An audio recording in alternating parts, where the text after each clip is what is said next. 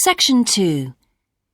You will hear a man talking on the radio about a national arts centre. First, you have some time to look at questions 11 to 16.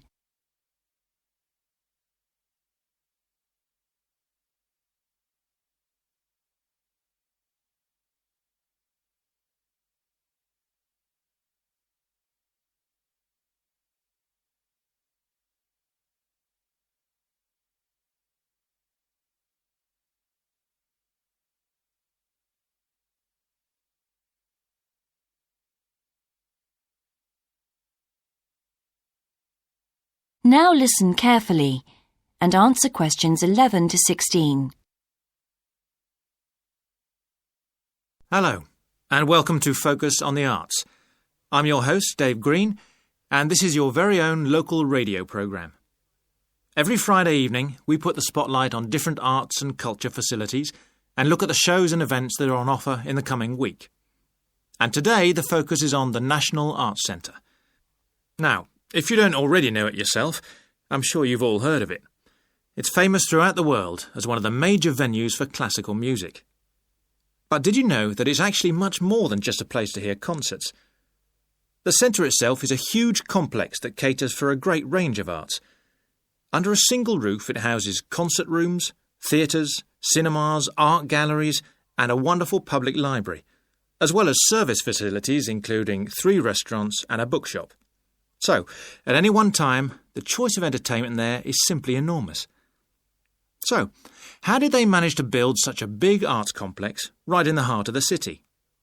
Well, the area was completely destroyed by bombs during the war in 1940. So the opportunity was taken to create a cultural centre that would be what they called the city's gift to the nation. Of course, it took a while for such a big project to get started, but it was planned in the 60s, built in the 70s, and eventually opened to the public in 1983. Ever since then, it has proved to be a great success. It's not privately owned, like many arts centres, but is still in public hands. It's run by the City Council.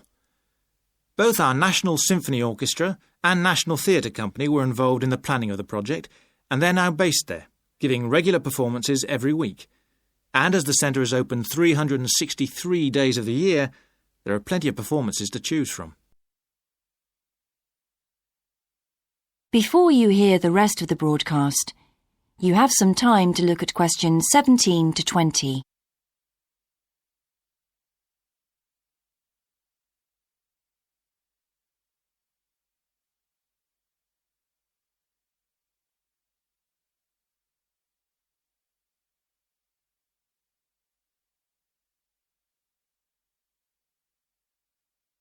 Now listen and answer questions 17 to 20.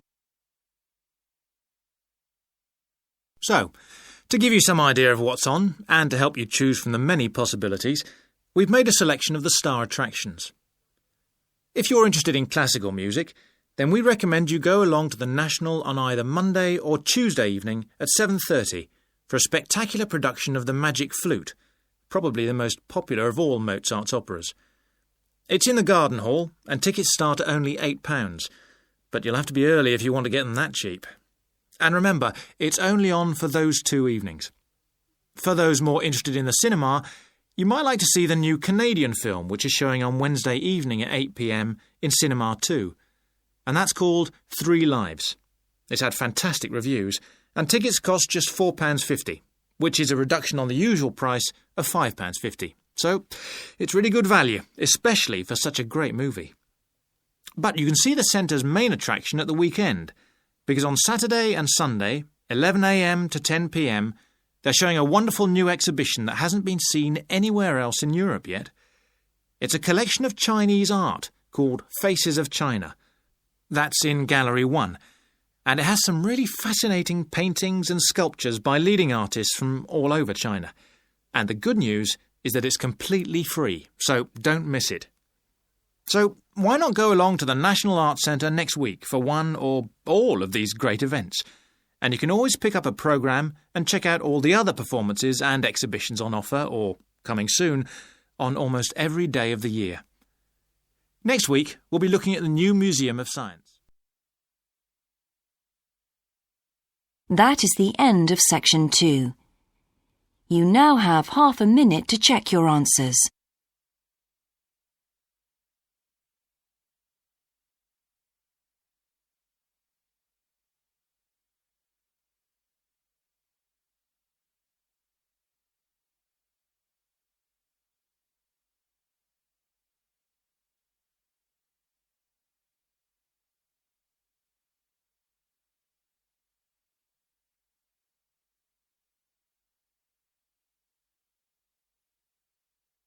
Now turn to section 3.